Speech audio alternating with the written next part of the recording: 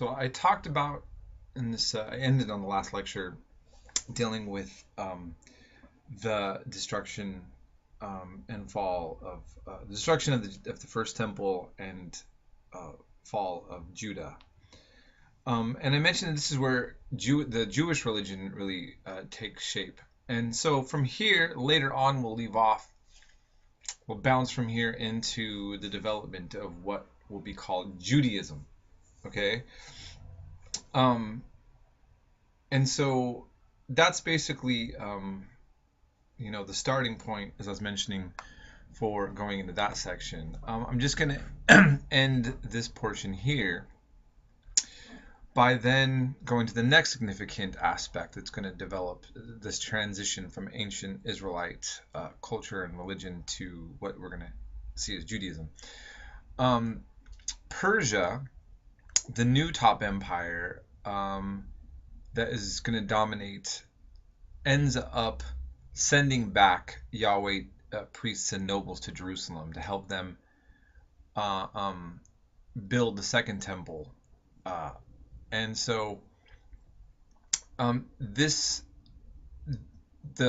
Yahweh priests are going to have Persian patronage in the 6th century and favored by the Persian court. This essentially is kind of a depiction of what an ancient Israelite priest would have looked like, and the temple that no longer exists, but it would have looked something like this. And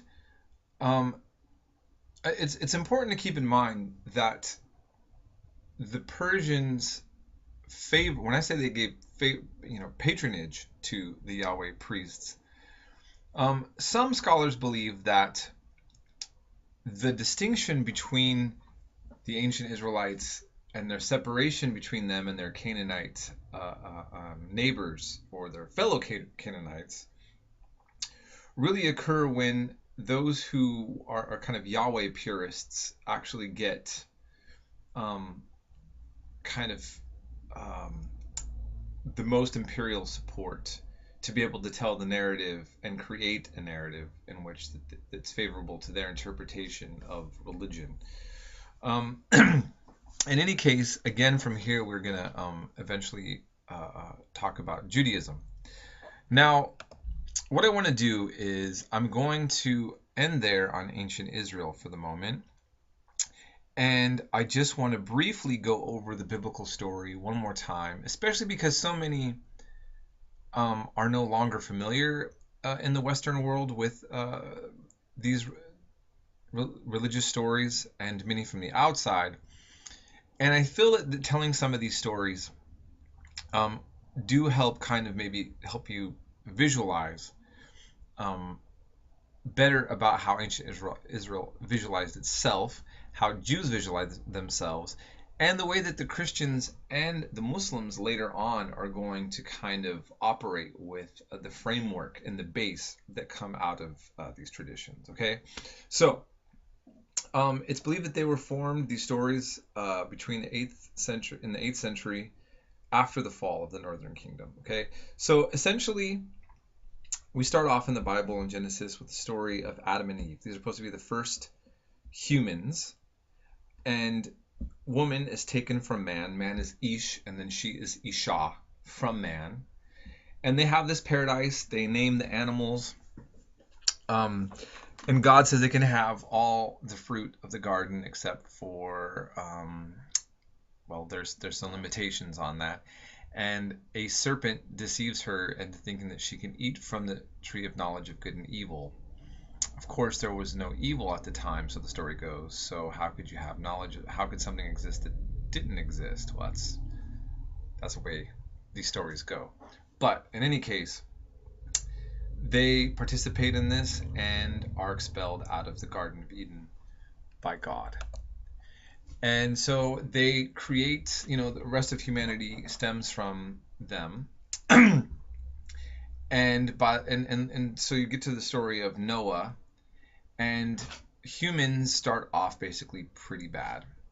And you have stories that angels from heaven admire the women of the earth. They go down and they have relations with them, and you have violence and all sorts of things that God does not like. And God picks the prophet Noah to tell the human population of the time that God's going to destroy the earth by the entire globe with a flood.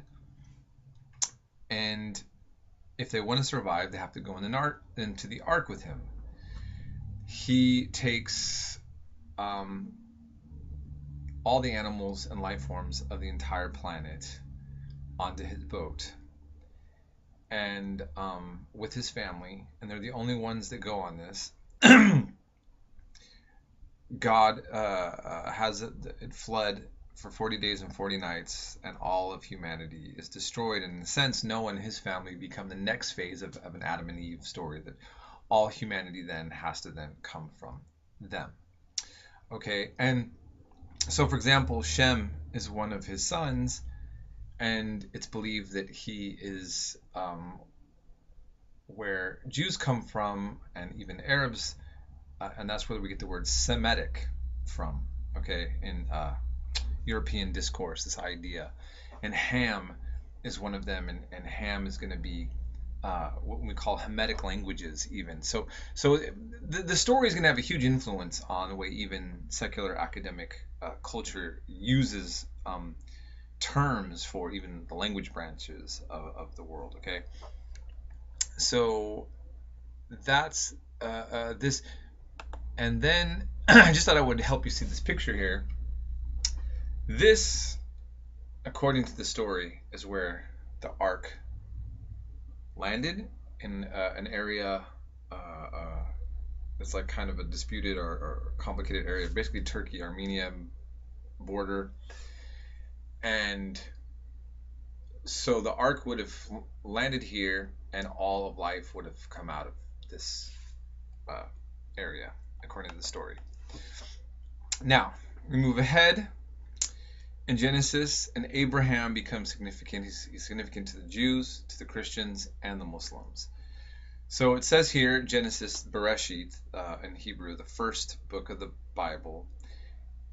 He also said to him, God referring, I am the Lord who brought you out of Ur of the Chaldeans to give you this land to take possession of it.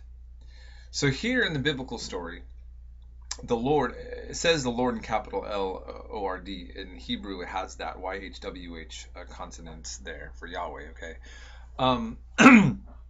There's already this idea.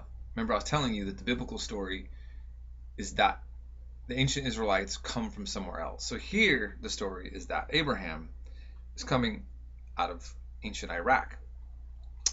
Remember, that was in that rap by that artist Tim's. Where he talked about that. Genesis 14 says, a man who had escaped came and reported this to Abraham, that was his first name, the Hebrew. So this is also where we get the term Hebrew. Now, what did it mean to be a Hebrew? The Greek translation of the Bible, the Septuagint that was talked about in the Egypt section, says Abram the passer. So they use the word passer in the translation for ha'ivri in Hebrew, to cross over from the Euphrates to Canaan. Okay, so this is the story.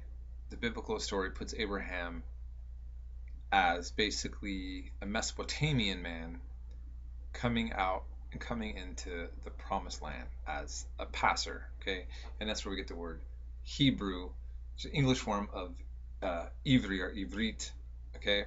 I hope that's clear. He has a son named Isaac and a son named Ishmael. And what I'm going to do is I'm going to end here because I want to come back and return to this, because this story later on is going to help us understand some things that take place between Islam and Jews later on, okay? So I will end this here, and then I will give one more lecture on this ancient Israelite section.